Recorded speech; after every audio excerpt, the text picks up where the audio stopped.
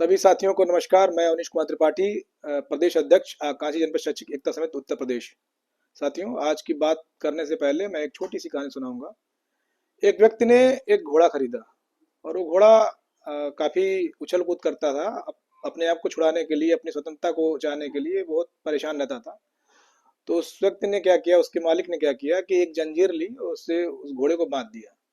तो उसे जब भी कोई काम होता घोड़े से तो जंजीर खोल देता, काम लेता और फिर उसके बाद उस घोड़े को जंजीर से बांध देता था। एक दिन क्या हुआ कि वो मालिक उस घोड़े का जंजीर बांधना भूल गया। लेकिन जब वो आके देखा अगले दिन सुबह, तो उसने देखा कि उसका घोड़ा किसी प्रकार का उछल कूद नहीं कर रहा था और न ही अपने स्वतंत्रता के लिए परेशान था। वो चुपचाप शांति से बैठा हुआ था। तो उसे बड़ी जिज्ञासा हुई कि ऐसा कैसे हो गया। तो उसने अगले दिन फिर उस घोड़े को बिना बांधे छोड़ दिया, लेकिन जंजीर उसके पास रख दी।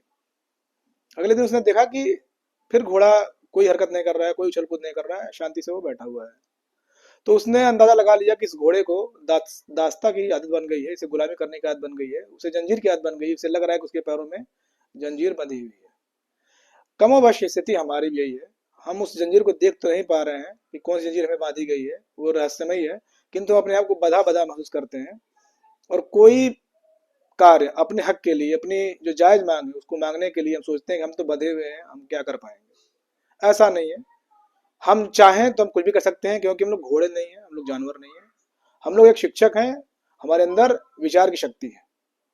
तो साथियों, कोई भी संगठन, कोई भी संघ जब बनता है, जब निर्मित होता है, तो उसकी शक्ति जो है वो उसके सदस्यों के साथ होती है कि उसे कितने लोगों का विश्वास मिल रहा है, कितने लोगों का समर्पण मिल रहा है, कितने लोगों का सहयोग मिल रहा है। आपने देखा होगा कि कई संगठनों में अंशदान ले लिया जाता है, चंदा ले लिया जाता है, रसीदें कटवा ली जाती हैं। उसके बाद से बहुत से सदस्य यही सोचते हैं कि अब तो हमारा काम हो गया, हमने अपने हिस्से का काम कर दिया है, हमने चंदा दे दिया है, हमने अंशदान कर दिया है, अब वो काम संगठन करेगा। और वो काम होता भी नहीं। हमारा संगठन तो एक पवित्र उद्देश्य के लिए बना है, जिसकी एकमात्र मांग है स्थानांतरण। और सबसे बड़ी बात है कि हमारे संगठन ने कभी भी किसी भी ऐसे सदस्य से, साथी सदस्य से किसी प्रकार का अंशदान नहीं मांगा है जो किसी भी कार्यकारिणी में नहीं है, कोई पदाधिकारी नहीं है।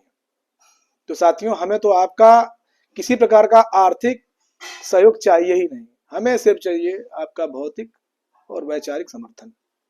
बार बार मैं इस बात को कहता रहता हूं कि हमें आपका चाहिए वैचारिक और भौतिक समर्थन। वो इसलिए क्योंकि यही इस संगठन की शक्ति है। साथियों, अभी हमारा अगला पड़ाव, अगला धरना सिद्धार्थनगर में 12 नवंबर को दिन मंगलवार को लगा हुआ है। और मैं अपील करता हूं सिद्धार्थनगर के सभी साथियों से कि वे लोग अपने हक के लिए, अपने एकमात्र मांग के लिए सिद्धार्थनगर के इस धरना कार्यक्रम में अवश्य प्रतिभाग करें और उसे ऐतिहासिक बनाएं और अपनी मांग इस तरह से रखें, संख्या बल के द्वारा इतनी संख्या बल लगा दें कि उसकी गूंज जो है वो उन जगहों तक पहुंचे, उन गलियारों तक पहुंचे जहां से हमें हमारे स्थानांतरण का दरवाजा जो है वो टूट जाए, वो खुल जाए। हमें क्या चाहिए, हमारे संगठन को आपसे क्या चाहिए? हमने जब भी कोई धरना किया, बहराइच किया, श्रावस्ती किया, बलरामपुर किया, या कोई ट्विटर अभियान किया, कुछ भी किया, उसमें हमारा तो यही प्रयास था कि किसी भी तरह से आपको कोई परेशानी ना हो और ना ही आपकी कोई छुट्टी जाया हो। आप निर्बाध रूप से अपना स्कूल भी कर सकें और उसके बाद आकर आप अपनी मांग को उचित मंच पे सबके साथ मिलकर मांगे।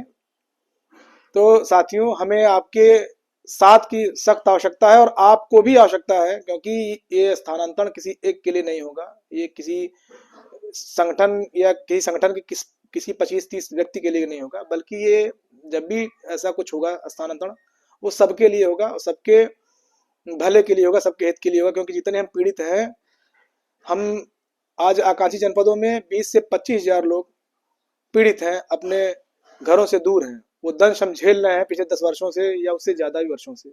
तो अब समय आ गया है कि हम अपनी जंजीर तोड़ें और हम पहुंचे। जब भी संगठन आह्वान करता है, जाहिर सी बात है कि अगर आप बहराइच जिले से हैं तो आप सिद्धार्थनगर नहीं पहुंच सकते, लेकिन सिद्धार्थनगर वाले सिद्धार्थनगर में तो पहुंच सकते हैं, सोनभद्र वाले सोनभद्र में पहुंच सकते हैं, चंदौली वाले चंदौली में पहुंचेंगे। लेकिन संगठन एक बार आह्वान करेगा आपका लखनऊ भी चलने के लिए, जिसकी तिथि जल्द ही घोषित की जाएगी और उसमें आपको पहुंचना होगा। तो वो समय, वो टाइम, वो सहयोग हमें आपसे चाहिए होगा, और वो अगर आप नहीं दे पाएंगे तो समझ लीजिए कि हमारा संगठन या हम कोई भी व्यक्ति चाहे तो, चाहे अपना व्यक्तिगत प्रयास कर ले, चाहे 10-20 लोग मिलकर प्रयास कर लें, वो सफल होने वाला नहीं है जब तक कि एक संख्या बल नहीं आएगी। क्योंकि एक बात आप हमेशा याद रखिएगा कि हमारा संगठन की बुनियाद सिर्फ इतनी है कि हम आपस में एकजुट हैं, हमारी संख्या बल इतनी ज्यादा है कि हम अपनी बात बिल्कुल दमदारी के साथ और एक साथ एक मंच पर बिना किसी स्वार्थ के कर सकते हैं। क्योंकि हमारे संगठन में कोई भी जो सदस्य जुड़ा हुआ है वो न प्राथमिक संघ से है, न जूनियर संघ से है, न किसी अन्य संघ से है।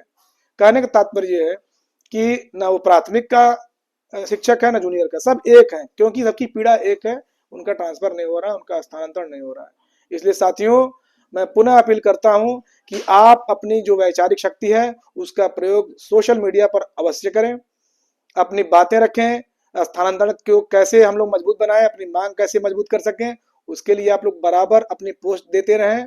और साथ ही साथ जिन जिलों में धरना ज्ञापन का कार्यक्रम हो रहा है उन जिलों से मेरी विशेष अपील है कि अपने नियत तिथि के दिन अवश्य प्रतिभाग करें, और जब सामूहिक सभी जनपदों का एक साथ धरना ज्ञापन का कार्यक्रम जब निश्चित किया जाएगा संगठन के माध्यम से, तो आपको उस दिन अवश्य पहुंचना है।